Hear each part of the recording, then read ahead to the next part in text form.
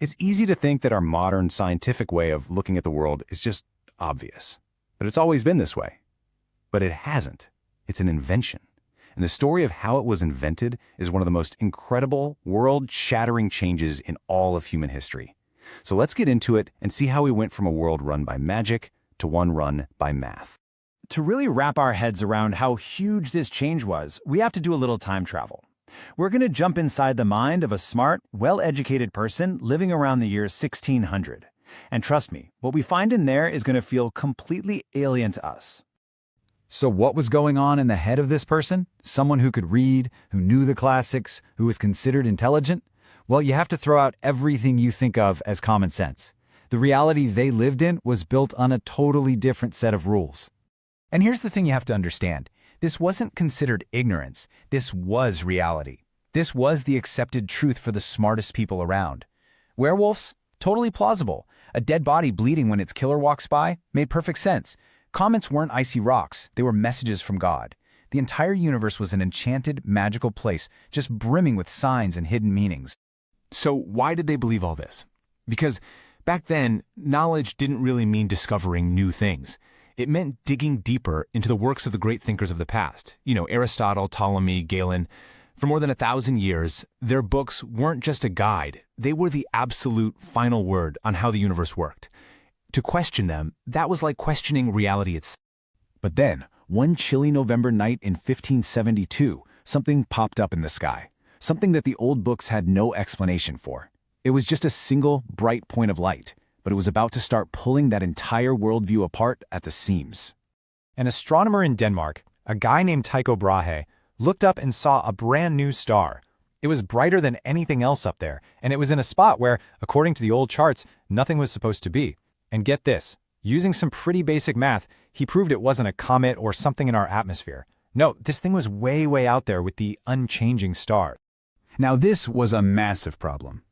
Aristotle had taught for centuries that the heavens were perfect, eternal, and literally unchanging. But here was this new star, clear as day, that eventually faded away after about 16 months.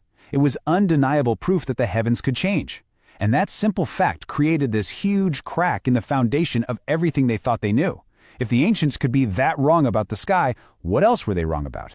And once that crack appeared, it just kept getting wider. New tools, incredible voyages of discovery, even new ways of making art started showing people a world that was way bigger and more complicated than the ancients could have ever dreamed of.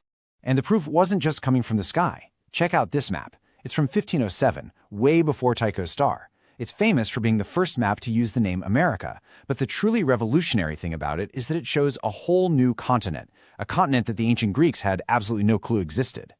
This was hard, physical proof that the classic texts were incomplete. The world was literally bigger than the old books said it was.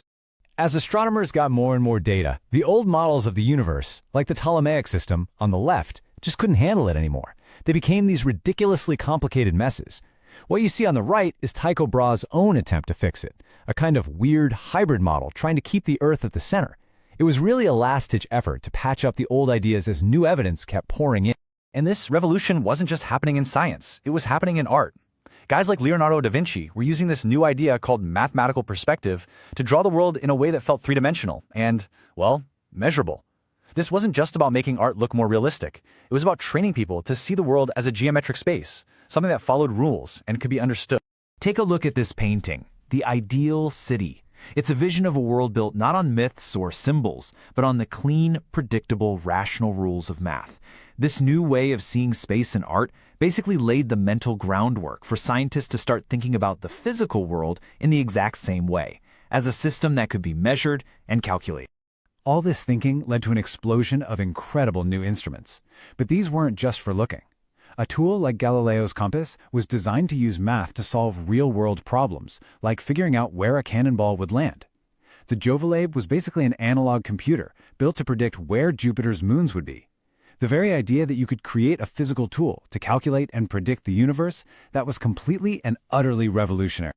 So, you have a century of new discoveries, new doubts, and new inventions. What happens when you put it all together? Well, the mind of an educated person was changed so much it would have been unrecognizable to their great-grandparents. Think about it. In just over a century, the The entire mental operating system of the Western world got a reboot. The belief in a magical world filled with omens was replaced by a belief in a physical world governed by natural laws. Authority was no longer found in ancient books. It was found in experiments and evidence that you could see with your own eyes. The world went from being a deep mystery to being a really hard problem that maybe we could actually solve. By 1733, if you were an educated person, you weren't asking Aristotle how gravity worked. The new intellectual rock stars were people like Isaac Newton, who seemed to have discovered the universe's source code. The very idea of progress, which barely existed in Shakespeare's time, suddenly seemed not just possible, it felt inevitable. This whole incredible shift wasn't just some historical event. It's what created the modern world we're all living in right now. And its legacy leaves us with some really important questions. And make no mistake, the people who started all this knew exactly what they were doing. They saw themselves as revolutionaries. As one scientist, Henry Power, wrote back in 1664, they knew they had to throw away the old rubbish of the past to build something new, something better, based on actual experiments. They were consciously inventing a new way of finding truth.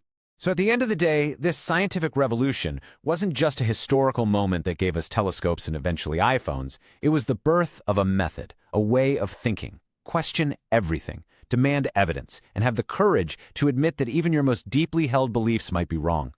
That process never really ended, and the question for us is, in a world that is just flooded with information and misinformation, are we still living by those rules?